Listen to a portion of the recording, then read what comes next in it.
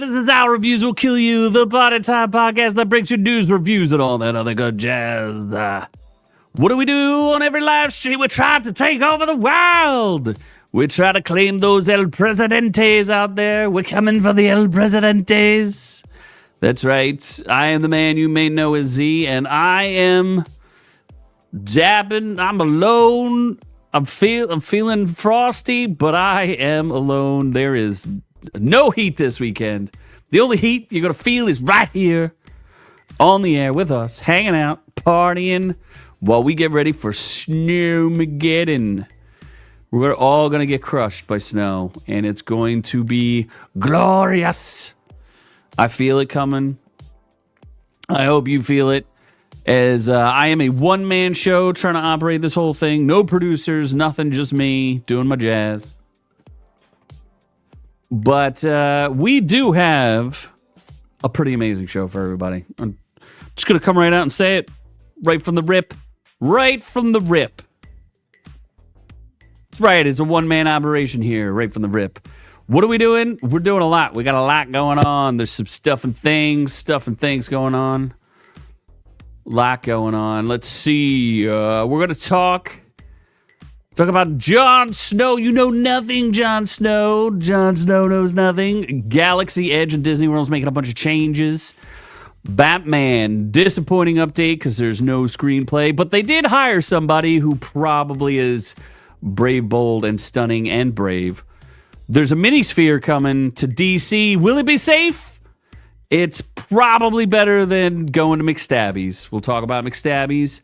Meghan Markle's With Love, which I reviewed several times for no good reason, will not return. How will I learn how to be a rich princess? I don't know. But Sinners, the pretty mid movie, gets every Oscar nom ever because, you know, gotta make up for things, I suppose. Scientists think they found Noah's Ark. They better know if they did. There's a crazy Chinese bookstore, which I am not 100% convinced is real. I think it's probably fake news. But we'll take a look at what China's trying to pull on us. We've got Wild Elephant is on a murder spree. It's already killed 22 people, which is more people than probably died in Chicago last weekend. So watch out for them wild elephants. We get an in and out on the new He-Man Masters of the Universe movie, which could be a good thing, could be a bad thing. We'll explore. We'll explore it together. And then I'm going to do some reviews.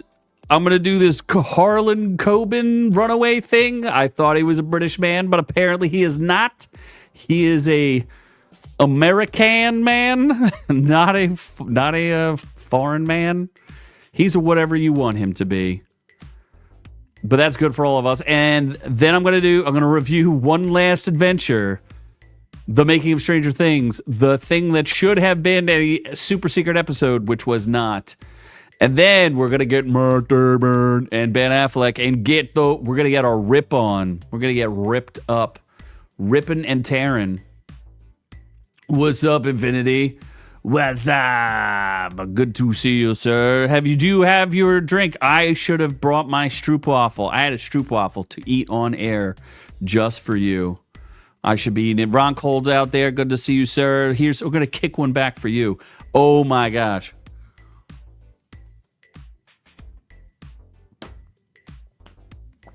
Oh, wow. That's a Jägermeister shot if I ever had one. Disasters Part 7 is out. You guys better check Infinity out. I don't know if you're allowed to put links. It might get you banned. But either way, we will do some crossover to show you what Infinity has been up to. I have a strong feeling that since we are taking Greenland from Denmark, even though Denmark's not the Netherlands, we will share Greenland with the Netherlands. And we'll all find out about disasters together with Infinity NL, the Master Maestro. So that's exciting. I'm excited. I suspect I should just film my reaction to getting trolled by you because you probably made us some kind of disaster. You declared war 2 years ago on us. We are the official Netherlandish podcast. Although we do know that the Netherlands, we could break off a small part of Greenland for you. Just a little tiny piece, a taste, if you will, of Greenland. It's okay. We'll invite you there. We can come have good times together. It'll be great. It'll be fantastic. So with that being said, I guess we're going to get to the news and talk about Jon Snow.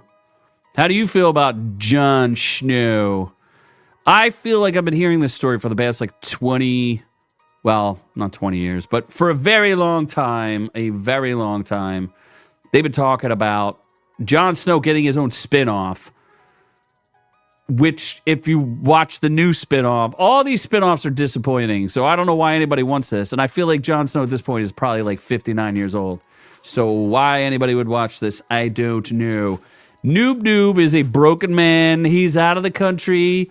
He's in Canada, which we're going to take over Canada pretty soon. It's going to be ours. Oh, look, there's Mr. Noob now. Where's Mrs. Noob? That's what I want to know. And where is Nancy? That is a good question. Nobody knows where Nancy is. Should probably text Nancy and be like, what are you up to? Whistler. Why do you have to tell people why don't you tell them your room so they can come slip you a drink or join you for a drink and then slip into your hot tub later, huh? Whistler. Like that's a real place. I don't think so. Well, anyway, Vancouver. Should I stop disparaging other countries? I only talk about the good countries, the good ones. We'll talk about Jon Snow, though. Game of Thrones, Jon Snow. It's been quietly and unceremoniously canceled. The only thing I would say is I heard another story, which they're going to try to make an Arya and Jon Snow show. Stop it. All of you, right now. Stop it. All I want is George R.R. Martin to finish the damn books before the man dies. And we all know that's not going to happen. I'm sure you're super excited when I tell you there's going to be a sea snake spinoff. Who cares about that? The sea snake spinoff? I don't think so. Nobody cares about that. Why would I watch that? Sinbad and Westeros. Nobody even knows what Sinbad is. That's for old people. Nobody knows what that is. That's right. Who's sending who $600? I already got the $600 that's in my pocket right now. So I'm not excited for any Jon Snow nothing or anything. It just looks crazy. They hired some guy who wrote Drops of God, which I've never heard of before. Kwok Dong Tran is on board to rework the whole Game of Thrones sequel series concept. That sounds terrible. And why would I want to watch Arya Stark? She was a nice little character, and now she's turned into a big weird face girl. No one needs to see that. I'm sure some people would still like to see Jon Snow, but I don't know. I'm not into it. But what are you going to do? What are you going to do? What I might be excited about is Disney changing its erasing its history. We like to see it should erase the sequel trilogies. We should get an orange man to make sure we erase it. Never happened. It's undoing its weirdest Star Wars fumble. Why you would make Galaxy's Edge strictly about the trilogy series that everyone hates, I do not know. So why would we're just going to drop it right back into this nonsense? This is just noise. But what are they going to do? They're going to do something good. They're going to add all the Chewbaccas. I think I went there and I saw that they had the Mandalorian there, which was a little different. And now they're just going to have everybody. Like, we don't care about Rey Skywalker or Kylo Ren.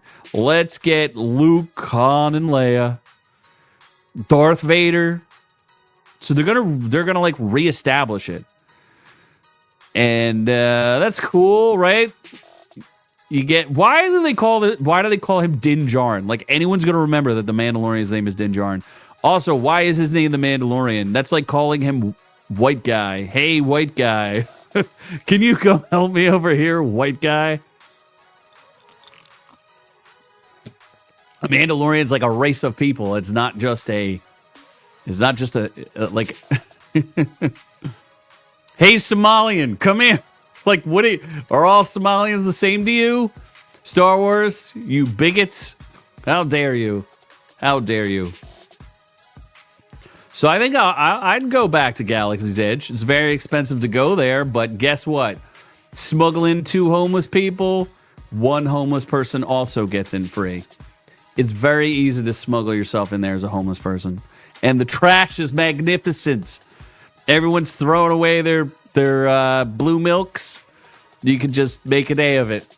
Going around harvesting blue milks. It's exciting. It's very exciting.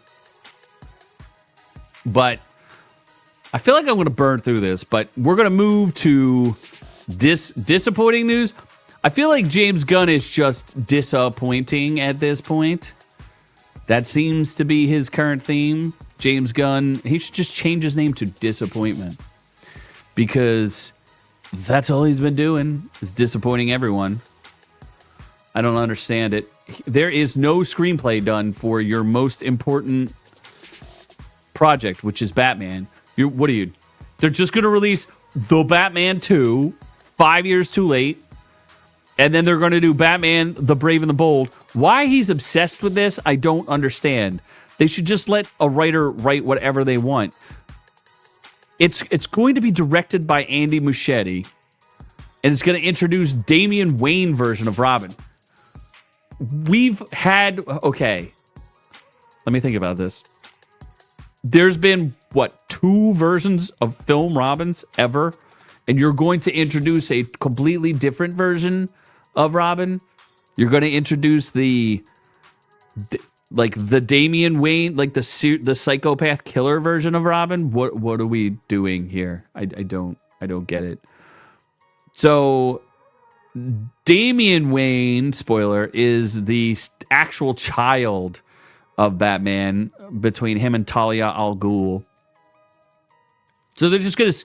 Because we had the Chris O'Donnell Batman in those weird Batmans with Alicia Silverstone as Batgirl, and I think that's called Batman Forever, maybe. And then you had Christopher Nolan did a version of Robin, but he's really just he never dresses up as Robin. He's just supposed to be Batman's successor, which is cool. It's like, his middle name, Jordan Levitt, whatever his name is, Gordon something Levitt. He is just there to be sort of Batman. He's like, my middle name's Robin. Oh, what a pretty name you have. It's Robin. So that was cool. I can accept that. But why you would just introduce Batman with his like murder kid seems a little weird. Yeah, screenplay's not done. So what are they going to do? Sebastian Stan is going to be Harvey Dent in The Batman 2. I did not know that. And Scarlett Johansson's going to play some old lady. Like, what are we doing here? Can we move on from these people? Can we get new stars, please? Please? Yeah, when's this Lanterns thing ever going to come out? Feels like it's just sitting there in perpetuity. But now people are mad about who they hired to write the damn thing. And I don't even know who this is, but we'll find out together. But this movie, according to Tech Radar, is gonna suck. Okay, why is it gonna suck? Pray tell. Oh, the person who did it wrote The Birds of Prey and The Flash? She wrote those 2 pieces of crap? Are you kidding me? Why would you hire this chick? Are you... Why? The woman who wrote Birds of Prey should never work in movies ever again. And The Flash is an abomination. What? How do these people keep failing upwards? Fans are voicing their displeasure over the hire. Like, okay, Christina Hodson. What kind of blackmail do you have on James Gunn? You look vaguely Asian. Did he stuff you into a suitcase? Blink once if that's true. Seriously, her writing credits is two things, and both were flops. Two DCU flops. Why? What is wrong with you people? That is crazy. You just, yes, this is unfortunately true. Christina Hodson is the writer of The Brave and Bold. She's reuniting with director Andy Muschietti. Now, Andy Muschietti vaguely redeemed himself just a little bit because he did It Season 2, which I kind of liked. It wasn't amazing by any stretch of the imagination, but it was good. But to put in this loser, God, that movie sucked. That's the one. I'm trying to remember what in the world even happens in The Flash. He has to fight himself or something like that. Spoiler from a movie from 4 years ago. Isn't that there's like Superwoman in that? And Zod's in it for a hot second, and then they go into the Speed Force and they fight. That's the thing where they use Nicolas Cage's likeness. Maybe he agreed to that. He probably, if they paid him money, he agreed to it. But they use Christopher Reeve's likeness and that Supergirl's likeness, the old-timey Supergirl, without asking anybody. That seems inappropriate.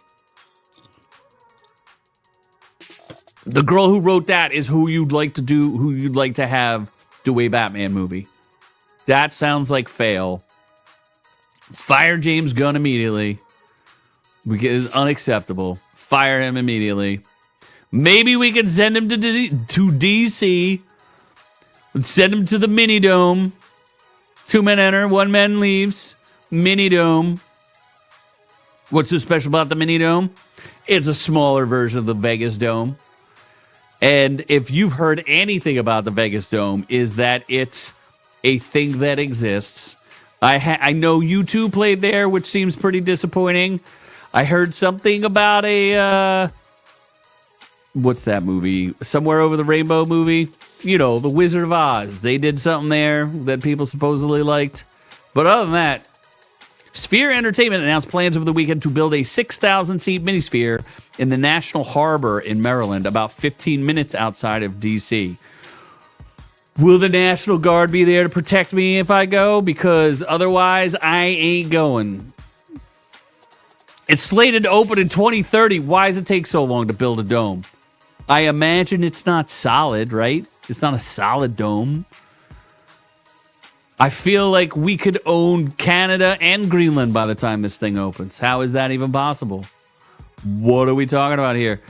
The Las Vegas Sphere opened in fall 2023 with a sold-out residency from U2. It has hosted Fish, Dead & Company, and an immersive version of Wizard of Oz. I was literally just talking to somebody about Fish and the Dead. Let's say you're a Zoomer, and you find out that your dad is a big Grateful Dead fan, and then you find out he's also a Fish fan. Wouldn't you assume that your dad has fat stacks of drugs somewhere hidden in your house? Is that not something you would assume? I would assume that. So this kid's like, there's no way my dad does drugs. It's not possible. And I'm like, I dared this kid to go listen to Fish and the Grateful Dead, and he listened to, I told him to listen to, was it Bouncing Around the Walls, the Fish song? I think that's like their only hit. Because I would challenge you to name 3 Grateful Dead songs, and one of them can't be Truckin', and name 3 Fish songs. I couldn't name, like I said, I could name one, and it's from 40 years ago or something. No, it's probably from 20 years ago. I don't know what's their biggest hit. No, I've never heard of any of these songs. You Enjoy Myself, Harry Hood, Tweezer, Fluffhead. No. The song, the only song that was ever a hit is called Bouncing Around the Room. And it's terrible, I think. Did they write that song? They play it once every 4.2 shows. Okay, so some people must like that terrible song. Anyway, so this kid goes and he's listening. I challenged him to listen to this song, and he had to be completely sober. And he said he couldn't even make it through like 1 minute of the song. He said it sounded like they were yelling down a pipe in different rooms or something at him. He was like, this song does not make any sense to me. And I said, yes, your father is a drug addict and only can listen to things in an altered state of reality. So he learned the hard way that Fish is unlistenable. Sorry to all you Fish fans out there, but you know it's true. You cannot listen to it sober. But how about we leave the protection of DC? We won't go see Fish. Would you like to go to McStabbys? I'm just asking a question of the crowd. Does that sound like something that would entertain you? It's not called McStabbins. It's not called Captain Stabbins. It's called McStabby. And essentially what this could have been an outrageous story. I chose to keep it where it is. Seattle McDonald's, nicknamed McStabbies, removes door and serves customers through a hatch amid multiple attacks. Does it get any worse than this? The location of the corner of 3rd Avenue and Pine Street in the downtown Seattle area no longer has dining space. I mean, this is insane. Like, what is this? What future have we wrought for ourselves? Why is this a thing? How are we doing this to ourselves? We have to get served our McDonald's through a hatch? I mean, why not just have feeding pipes where you have zero human contact, where it's just a pipe that shoots a pneumatic tube that shoots hamburgers directly into your mouth? Why is it called McStabbies, you ask? Good question. Well, it's allegedly so dangerous that I had to remove its doors. Okay. Instead of walking into its location, patrons now have to go to a hatch mostly covered in plexiglass. That's hot. The double doors the double doors leading to McDonald's are reportedly propped open at all times. The glass outside the hatch is covered with plywood to protect it from vandalism. The Seattle locals have nicknamed it McStabbies because the people who go there tend to do drugs and attack each other. That sounds like a lot of fun. I mean, this looks terrifying. Seattle, what have you done to yourself? How have you allowed this to happen? This is insane. When it's dark, it's way worse. Way more people getting assaulted and robbed. Of course, they interviewed Nick. Nick he's very tuned into this. He's no longer homeless, first of all. I was under the impression that he would just be unhoused. But now I am quite certain that he is, in fact, one of the community. He is one of the brethren. He is homeless. And, well, no, he's no longer homeless, but he still visits the neighborhood, and he said he's witnessed shootings. He saw a fatal incident, which included 1 dead woman and injured 7, including a 9-year-old boy. Good gravy. This is terrible. Terrible. Oh, my gosh. Yeah, let's not go to McStabbies. How about... Here's another story. This random guy came up and started kicking our dog and attacking my partner. Maybe you shouldn't have brought your partner to McStabbies. See physical assaults just right here. People tripping out. Just a bunch of stuff.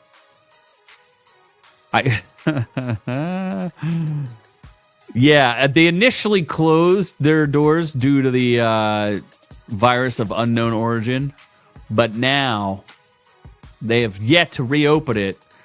It's just some guy, like it's just some guy who owns it, some owner-operator. He's trying to feed the community, which it's okay. I'm all about it, but just don't be stabbing people there. Oh my God.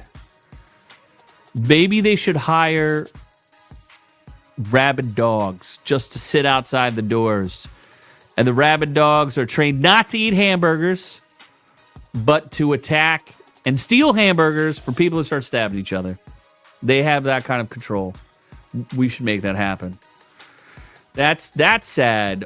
But is it any sadder than our poor girl, your favorite girl, and my favorite girl, Meghan the bitch of Sussex. Is that what they call her these days? Meghan Markle. I don't know why she gets such a bad rap, because I watched this show and I reviewed it.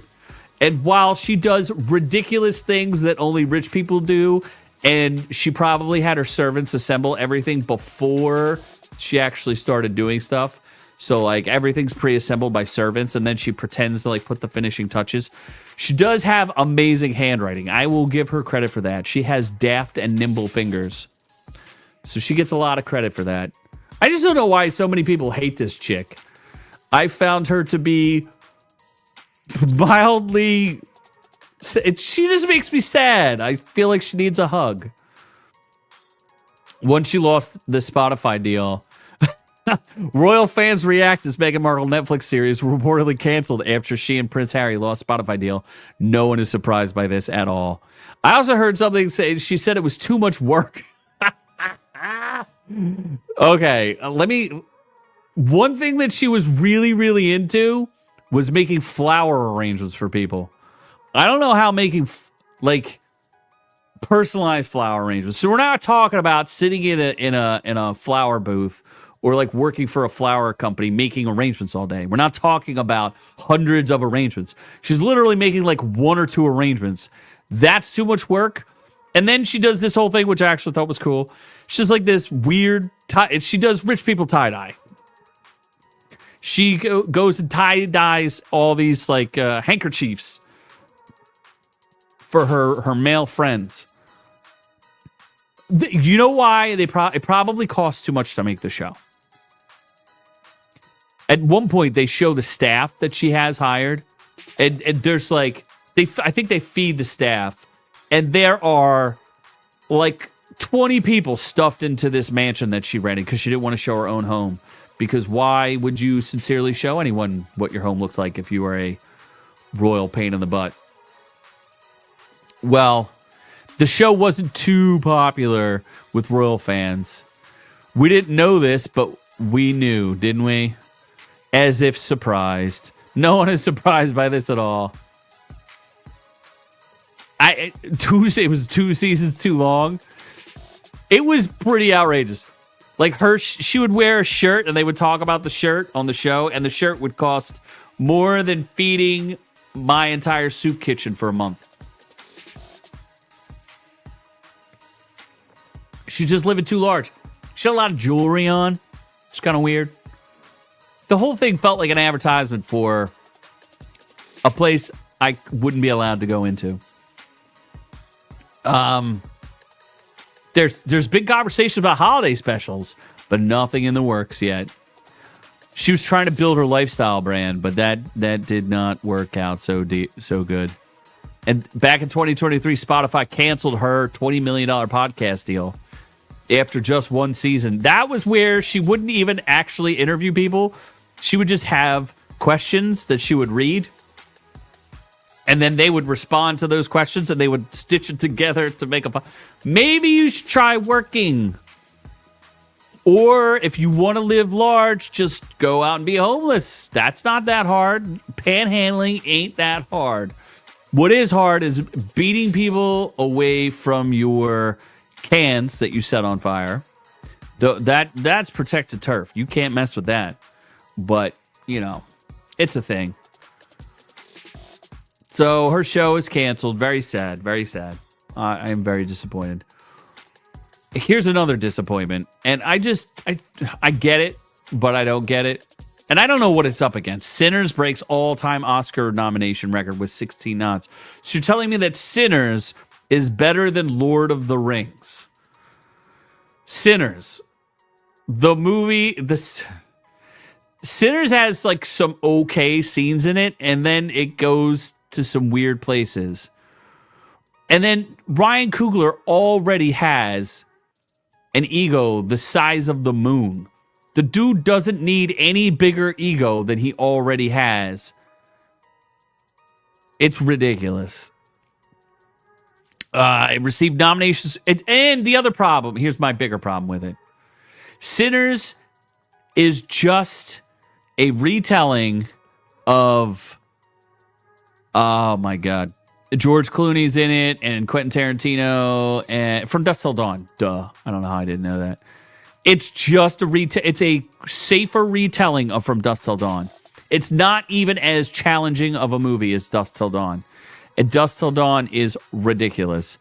Robert Rodriguez movie with Quentin Tarantino starring in it, where Salma Hayek dances with a snake and pours champagne or tequila off of her feet into Quentin Tarantino's mouth. They couldn't even have that scene. They just had to have what they started mixing up like black music with Irish music, which was kind of cool but weird. So it's nominated for Best Picture, Best Director, Best Actor, Michael B. Jordan, playing 2 roles. Can he get... Just give him 2 Oscars then. He played 2 roles. Best Supporting Actress, Wunmi Musaku. What? That chick was just okay. Actor in a supporting role, Delroy Lindo. Not sure who that is. Original screenplay, casting, production, design. If it's original screenplay, just give it to whoever wrote that From Dusk Till Dawn. Cinematography, costume design, film editing, makeup, hairstyling, sound, visual effects. I didn't think the visual effects were that good. Original score, original song for I Lied to You. I don't know any of this. Like I said, I thought it was just an okay movie. The other thing that they did is they expanded the categories. So there's like 10 people in every single category. Nobody cares about this. I just thought it was ridiculous to say such a mid movie was going to win like 16 Oscars. It'll probably win 10, and people will be like, this is so great. But nobody, it's about as interesting as From Dusk Till Dawn. No one in a year or two will be like, Sinners I need to see that Sinners movie again. Do you really need to see From Dusk Till Dawn? Do you really need to see Sex Machine in that? Do you really need to hear Cheech and Cheech and Chong selling Boosie? Do you really need that? Da Boosie. So, yeah, I'm going to say that this is a bit of a fraud. Yeah, Lord of the Rings, Return of the King won like 11. And Ben-Hur and Titanic. Is it going to join Titanic, Ben-Hur, and Lord of the Rings, Return of the King? When it literally just copied From Dusk Till Dawn? Do it. I dare you. Oh, here's the big... Oh, Coogler's recognition extends beyond the numbers. It becomes only the second black filmmaker nominated in the same year for producing, directing, and original screenplay, following Jordan Peele's triple recognition for Get Out. Like, at least Get Out was pretty good. I don't know if it's... That's a good question. Which one is better? I think Get Out is better than Sinners. Sinners was whatever. It's a fine movie, but it's not groundbreaking, and it's not that exciting. So, just saying. Is this outrageous? I don't even know. I am unclear. Ah, yes, it's time to get outrageous. I was kind of feeling like I wanted to change the music anyway. We got to rock out a little bit differently here. Yeah, let's go. No, we don't have to do this song. Hold on. There we go. Let's do a little aura farming here, as Infinity was hoping for. Let's go. Let's get outrageous. Do I think this is an outrage that scientists found Noah's Ark in Turkey? The dimensions match Genesis. Okay. Well, I'm thinking about Noah's Ark, and I'm thinking, is it possible for modern day humans to build a boat as big as Noah's Ark? And I guess the answer is, if you're in America, you can. We build aircraft carriers. I know the last 2 British aircraft carriers both broke and had problems. I know the Chinese, the last time they put a big giant submarine in the water, it sank directly to the bottom of the ocean. So I'm going to say Americans can make the Ark. Right? So anyway, Jeff Bezos made an Ark. And then the Netherlandish people immediately rejected it and started throwing stroopwafels at it. Ground penetrating radar. has detected what researchers describe as an artificial internal structure at Turkey's Durupinar Formation, the boat-shaped geological feature that sparked decades of Noah's Ark speculation. How is this the first time I'm hearing about this? I've never heard of this before. They're saying it includes a 13-foot central corridor, which does not seem very big, layered interiors suggesting 3 decks, internal voids reaching 6 meters deep, matching biblical dimensions with unsettling precision. High-tech archaeology meets ancient claims. Bro, you could tell me Noah's Ark was like 3 fields long, and I still wouldn't be like, I'd be like, yeah, man, I believe you. I believe you, sir. Turkish universities. Let's see here. Is there anything like super? Do they have proof? Soil chemistry tells a different story. What's the different story? Well, if this was a wooden vessel, we would expect increased potassium levels and higher organic content than what we found. What if they moved it from place to place? Have you ever thought about that? Ceramic discoveries, they're saying it's from 5,000 to 7,000 years ago near the site. The Chalcolithic period, when biblical chronologists place the flood narrative. I mean, sure, whatever, man. Skeptics point to natural explanations. I don't know, man. I'm going to say, as a definitive expert and scholar, I'm going to say it's Noah's Ark. They found it. That's it. We're done. We know. The one thing I was going to say, where are the dinosaur bones? Because I went to a museum that distinctly told me that Noah's Ark had dinosaurs. Or, wait, what did the museum tell me? I think the museum told me that Noah didn't like the dinosaurs and that he let them drown in the flood because he didn't like dinosaurs. Maybe that's what I found. I know I went to a museum that they were like, yes, dinosaurs exist, but no, they don't disprove Genesis or creation. It's more that Noah was just being real selective. He didn't like those feathered lizards to get on his boat. He was being a boat bigot and said, no to you dinosaurs.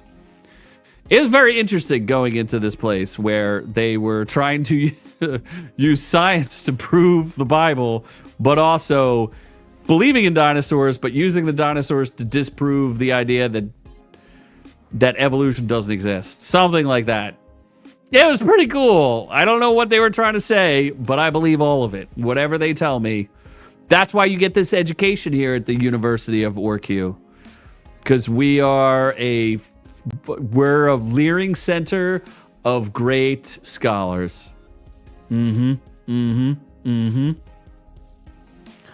Well, this is a story I don't believe.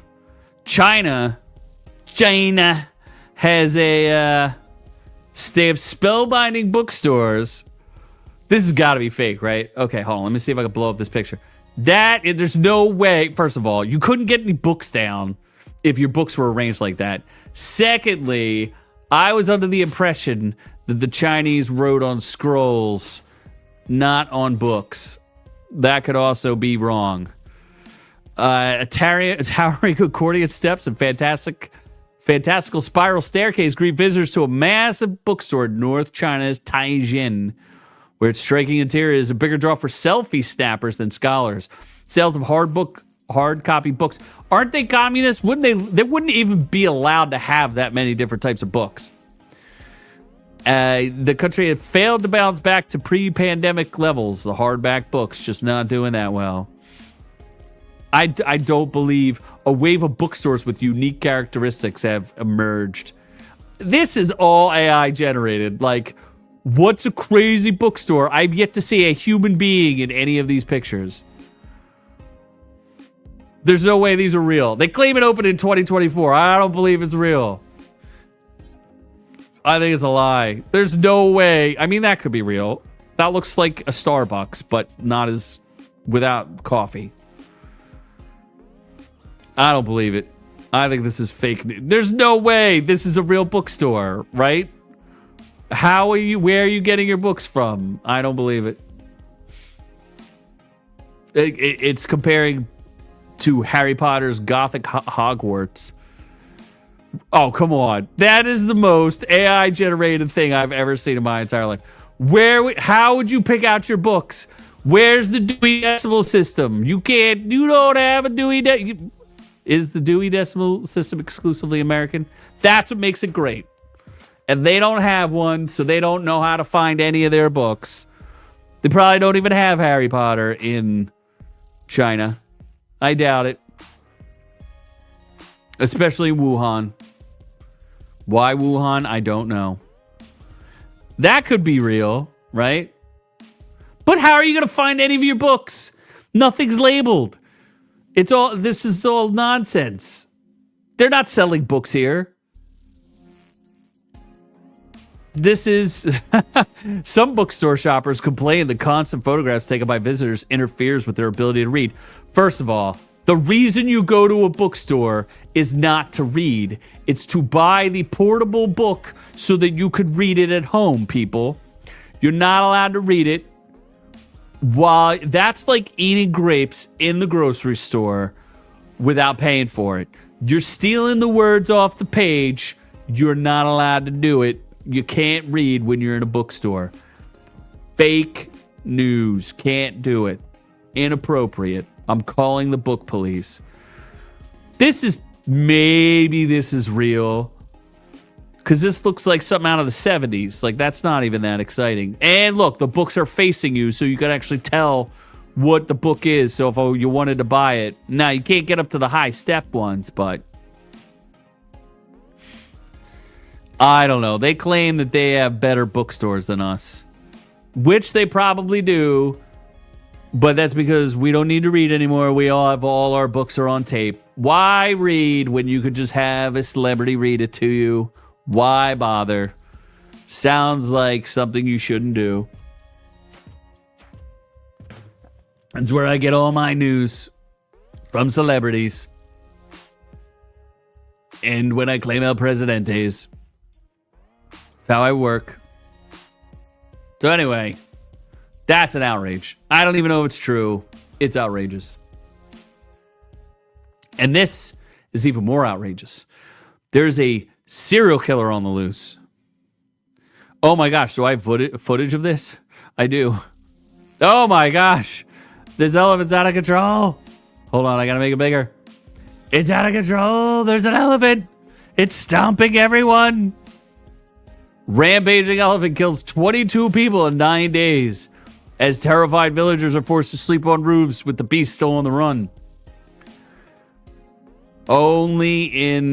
It's not South America. Terrified villagers in eastern India have been sleeping on rooftops and in trees as deadly rogue elephant continues to roam free after killing at least 22 people. Among the dead are 4 children. Oh my gosh. That is wild. What? It's not even that big of an elephant. It's like a medium-sized elephant. Maybe he feels insecure about his size. Maybe that's what's going on. Maybe he feels like people are making fun of him because he's not that big. Maybe that's what's going on.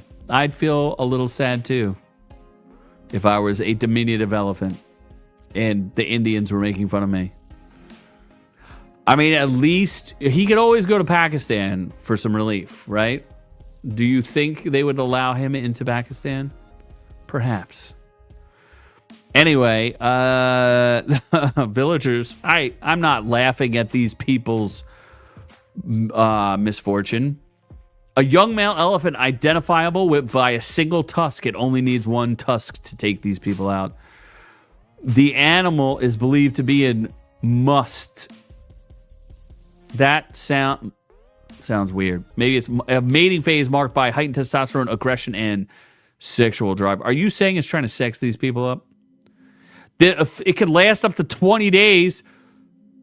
They employed 100 forest personnel. Do they not have guns? Oh, they're trying to tranquilize the thing before it strikes again. What is it, just sneak in and start trampling people? Anyone who came in front of it was trampled. That's what they're saying. In one family alone, 4 people were killed. It's unprecedented. We've seen elephants in the muth in the past, but they rarely harm people. This is a rampage. I heard it's 22 people. Just saying. West Singabum, part of one of Asia's largest sal forests. Human-elephant conflict has plagued the region for years. That's what it boils down to, man. You got these 2 powerhouses butting heads, and the elephants, they're striking back. They want a free free pachyderms. Free pachyderms. That's what we're saying. Free the pachyderms. Wow. Apparently someone who was sleeping out of outside of their house and they got stomped. Man, just stomping people. This elephant is young, agile, and constantly on the move, particularly at night. It's like the Batman of elephants. Free pachyderm. Wow. That is unfortunate. They don't even have like rocks or sticks or anything to like throw at it. Man. Well, there you go. Murderous, rampaging elephant. It'll take you out. Don't go to India. Unless you're packing an elephant gun. Just a bit of advice. Just a bit of advice. Well, it is time for us to get in or out. I'm getting in or out of He-Man. I'll tell you what what was pretty cool about the He-Man trailer. A couple of things. And this is IGN talking about it, but this is from me, from the heart. First of all, they did a teaser for the teaser, which I thought was pretty funny. They released a teaser to tease that they were going to release a teaser. And I feel like the teaser does a good job of not revealing too much of the plot. They're like, it's kind of his origin story. He's kind of a 9-to-5 schmo, but he's destined for better things. The one big thing that I think they did that was very intelligent, it's very smart to do this. Don't disclose your Jared Leto's. You keep your Jared Leto's close. You don't tip them before you need to. Don't give out your Jared Leto's. So Jared Leto plays Skeletor, and Skeletor looks real good. And you know what Jared Leto is really good at doing? Ruining movies. And you know what you want him to do? If he's going to be a voice actor, or even like the physical actor of Skeletor, let him hang out in the background. Create a little bit of mystery, a little bit of buzz. Oh, because no one heard him talk. He doesn't say anything. He doesn't say any of the iconic lines. The only iconic line that you get, I have the power, which is cool. And what I like about the teaser is that this looks like a throwback movie. It looks like it's a fun summer movie that I don't have to think too hard about, and it looks good, and there's going to be enough nostalgia, but the teaser did not beat you over the head with nostalgia.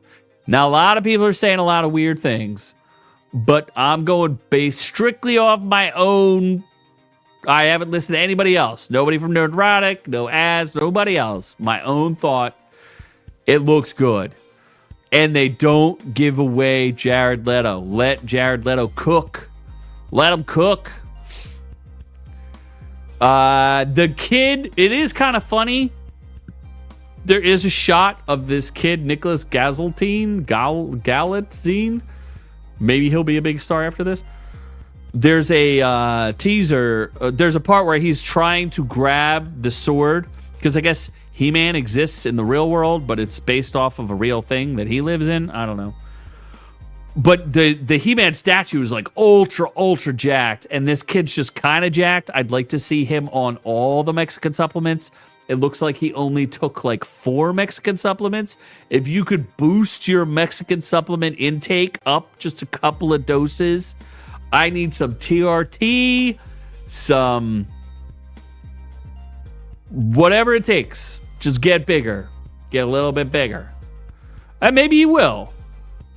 But he's not big enough. Just saying. But it looks cool. I am not offended by it. Tila doesn't look like a dude, which I appreciate. She doesn't look super hot, but we didn't get a lot of her, but she looks fine. She's not over-sexualized, which I don't appreciate, but they could have done a better job with that.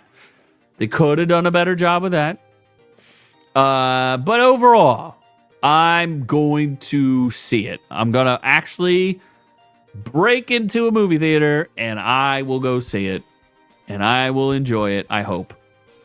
Will you enjoy it? Noob reviewed the trailer, and I do know I gave him a joke. I wrote a joke for him about Jared Leto go full method acting again, where he literally flayed his own skin so that he could be Skeletor for this. But, you know, I wonder if he actually remembered to put the joke in. Probably not, if I know Noob. He is not good at remembering things because he has Alzheimer's.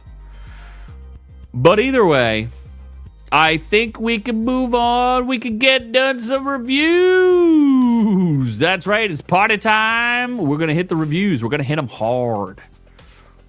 There's a lot of stuff coming out soon, too. But first, I think we'll go with... This was in Netflix's top 10 for quite a while. And it's weird because Amazon released one, which was Harlan Coben's Lazarus. But I couldn't get into that one. But this is Harlan Coben Runaway. Ooh, I had it right there. Runaway. This is pretty funny because it's got a decent cat, Jason Nesbitt, who you may know from such things as, I don't know any of these things, but you've seen him in stuff before, I promise you. She should have the stuff he's known for. Anyway, good actor. Oh, he did Bloody Sunday, which was in 2002. Minnie Driver, who gets fridged for most of this, so she barely acts in it at all. But overall, I liked most of the cast. There's a couple of cops that were pretty annoying. I don't get it. 81% for the critics, 40% from the fans. I'm going to disagree with the fans. A desperate father searching for his runaway daughter gets caught up in a murder case and stumbles upon secrets that can destroy his family for good. I did very much enjoy actor. Why would they label somebody as actor? This was a wild show. I would say it took a little bit to get into it. That's for sure. If you just stumbled into the first part of it, you're not going to...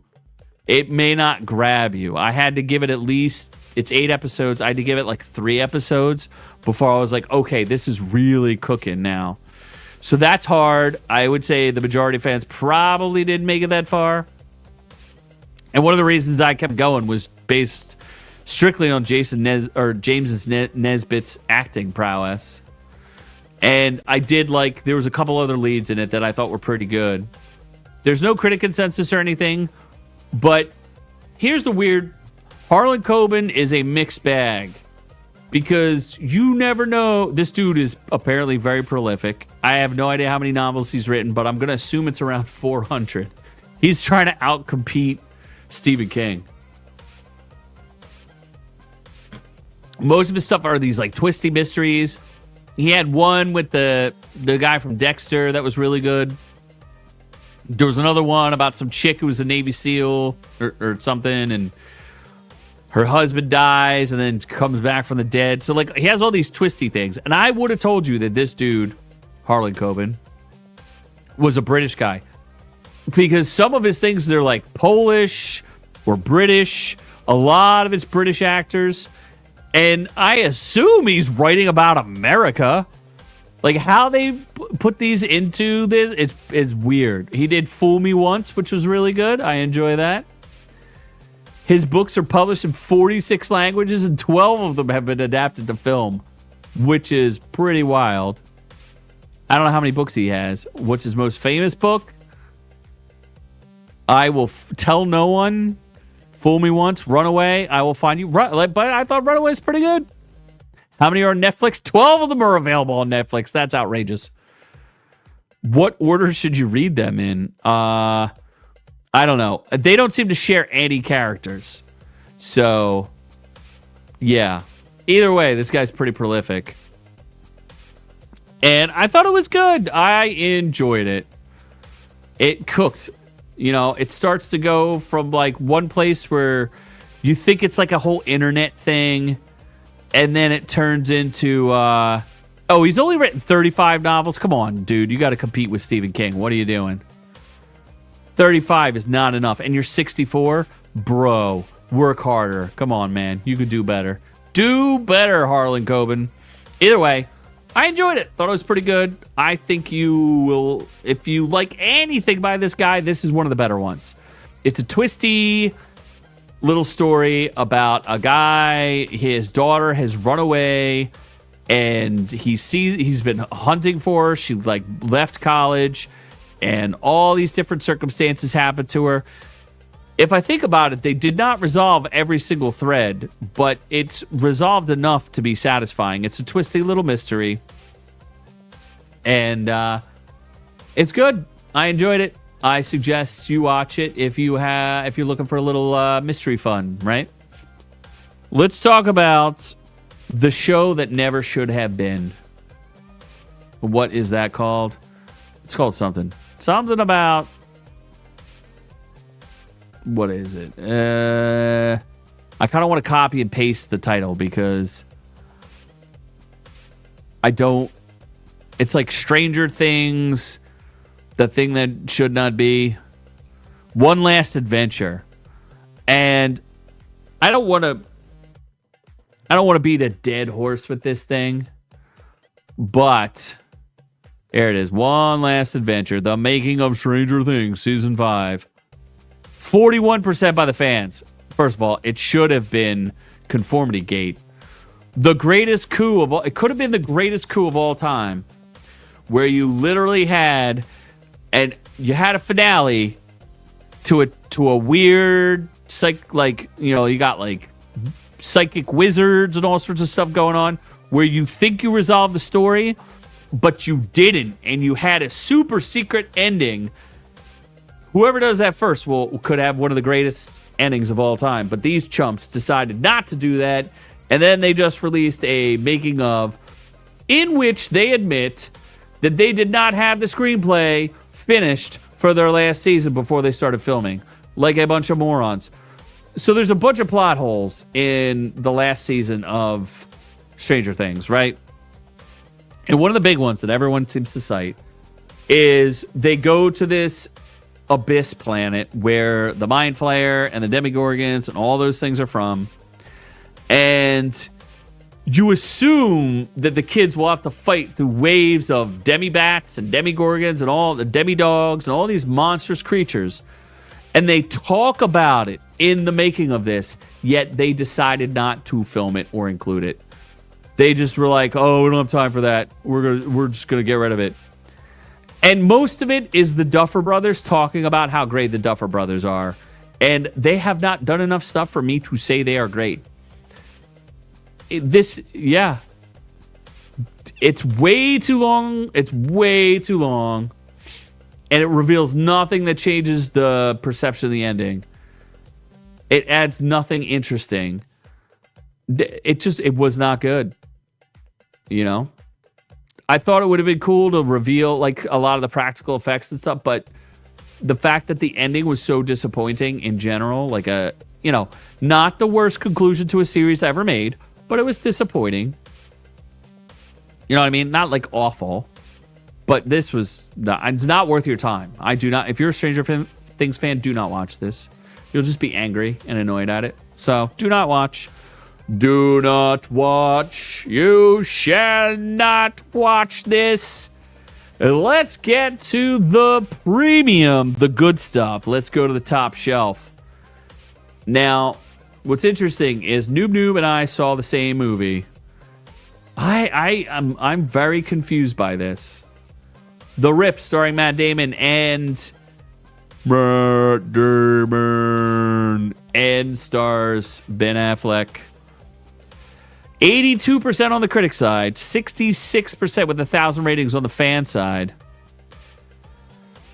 Leveraging Ben Affleck and Matt Damon's classic chemistry to texturize a friendship tested by greed, the rip tears into potboiler setup with compulsively watchable confidence. Now, the director of this, he's directed a couple of things. He's not a great director, but he did some okay things. These are his highest rated movies. The Gray, which Liam Neeson punches wolves. Come on. Everybody's into that. Bad Boys for Life. Come on. The A-Team. People, like, as much as they hate it, come on. You like it. Smoking Aces 2. So not a great director.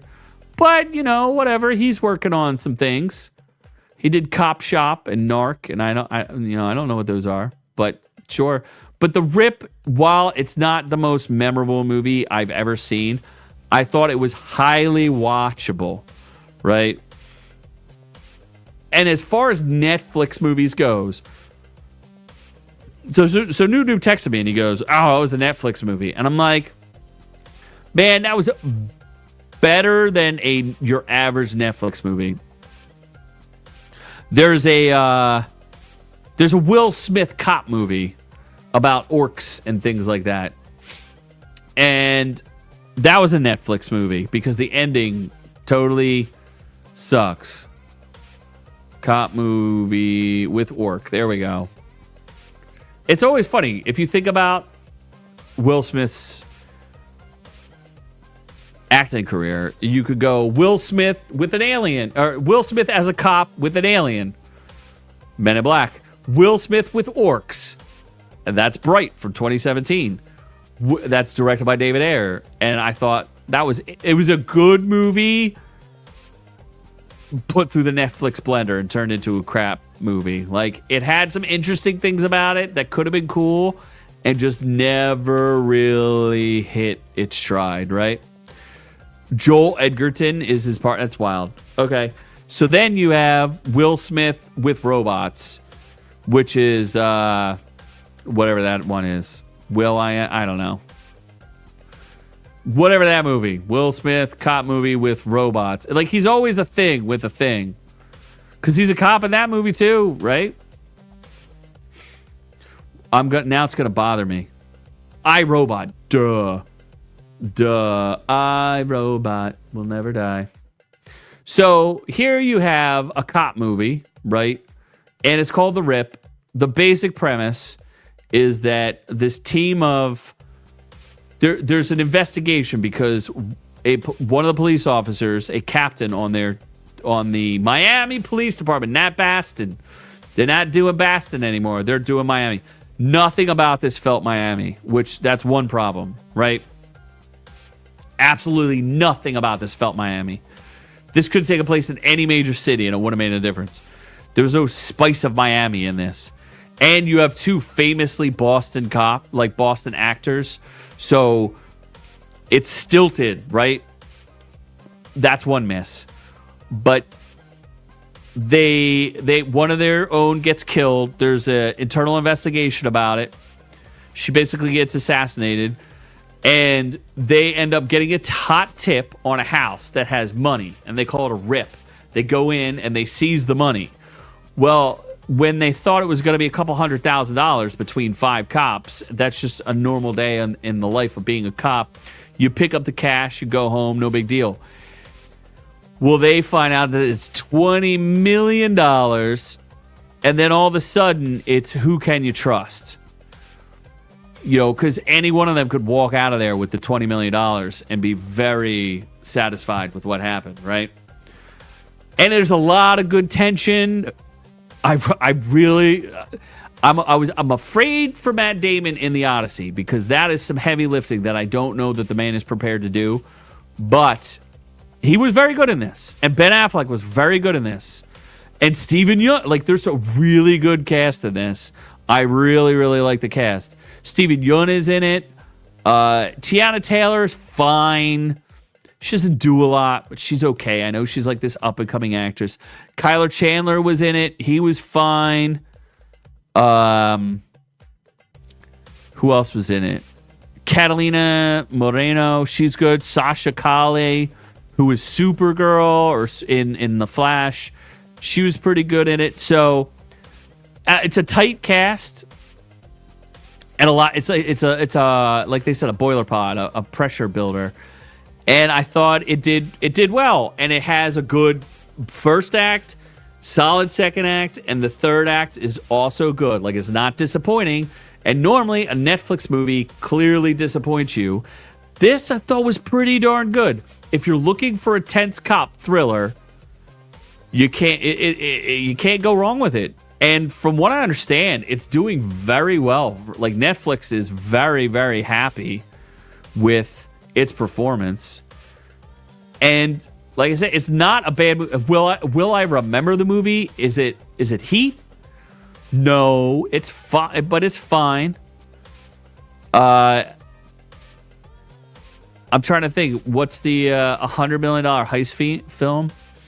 The only thing that was weird about it was I think Matt Damon and Ben Affleck went on like Joe Rogan, and they were saying how Netflix wants you to repeat the plot so that people who aren't paying attention to the movie can follow what's going on. This you really had to pay attention to, or else you would have missed what was going on. There's dialogue that foreshadows what's going on and also has a couple of hints like, oh, he said this to these different people, and they were all different things that he said. If you miss that, now they do explain it to you, but if you caught it in the beginning, you're like, oh, that's weird. It adds to the mystery of what's going on. So I thought it was pretty good. You know, would I watch it again? Probably. Like, it's not a bad movie. So these guys have made films like The Departed and The Town before. I mean, you know, it's, you know what I mean? Not bad. It's just cool because it's like, are they crooked cops? Which one of them are crooked? What's going on? You know, and then it's like, well, what does $20 million do for you? And there's like a pretty solid payoff in the end. You know, they go to this house and they're under assault and they don't know what's going on. Like, they're not sure who's doing what. And the twists kind of keep turning until the third act. And by the third act, you're like, oh, this is interesting and cool. And the plot, it's complex. It's not crazy complex, but it's complex enough to be interesting. And if you don't pay attention, you could miss some good things. Apparently, this reviewer does not like the lousy epilogue set up on the Florida's fakest looking beach. Either way, I thought it was worth watching. I think the performances of all the stars and the extra actors and Stephen Yeun and everybody else was good enough for me to recommend this. While I don't give it, it's not like a 90. 82, I agree with the critics. This week is a weird one. Why do I agree with the critics? This is wild. The audience at 66% that's wild to me. Like, what are they even thinking? Why are they so pissed at this? Like, what did Ben Affleck do? Let's go to all audience. Let's just see a couple. I only watched the first 50 minutes, and I can't stand that the F word is literally every other word. See, this is the low-hanging fruit that you get when it's a movie. Here's the interesting thing about movies, if you think about it, and I'm not going to go into a deep dissertation on this, but when you pay to go see movies, you have a vested interest between you and the creator as to whether or not it was worth your time and money to go and see this thing. When things are on streaming and they're in the convenience of your own home and you could stop watching them at any time, you lose that contract.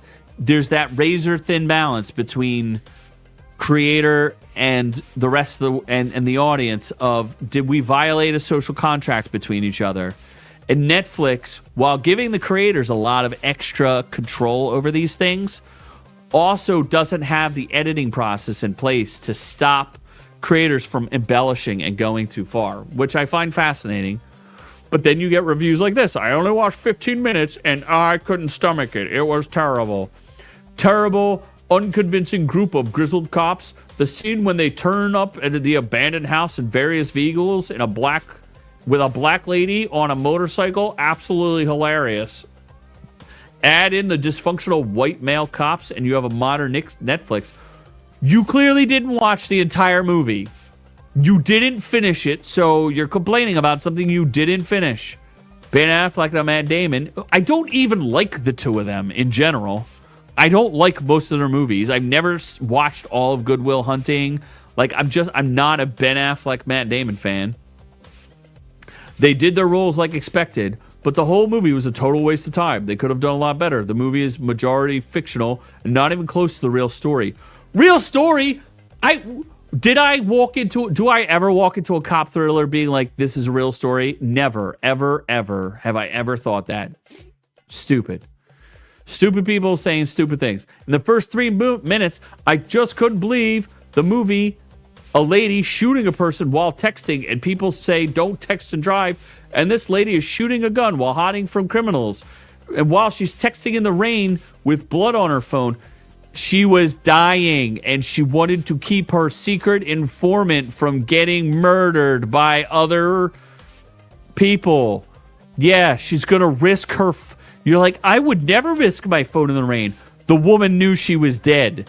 There were 2 people with shotguns coming to kill her. She literally shoots off rounds just to distract them so they won't come and press her so she has time to text. That scene is fine. That scene is fine. So, I'm just pointing it out. People all have opinions, but this, I promise you, is not a waste of your time. Let me know in the comments down below if it was. I will personally apologize to each one of you that thought it was a waste of your time, unless you have a moronic comment. So either way, Netflix didn't do me dirty for once, and Matt Damon and Ben Affleck didn't do me dirty. You know? So, I'd say check it out. Enjoy it. I think we got some real good stuff coming up next week. We have Predator Badlands. We have... I don't know, I'm watching a ton of stuff. I'm watching Starfleet Academy. We're watching Fallout. We're watching, what else are we watching? Oh, Beast Games. Oh, slew of things. So you're going to want to keep us in mind for the next one. I'm wondering where our Lord and Savior Cthulhu went, but that's okay. I love all y'all. Thank you so much for hanging in there with me. We had a great time. It is the greatest time. Maybe next time. By the next time, you'll all be snowed in. Hopefully, you'll all survive. I'm going to stay warm here in this house I broke into. Anyway, I love all y'all. But I'm on to the next one.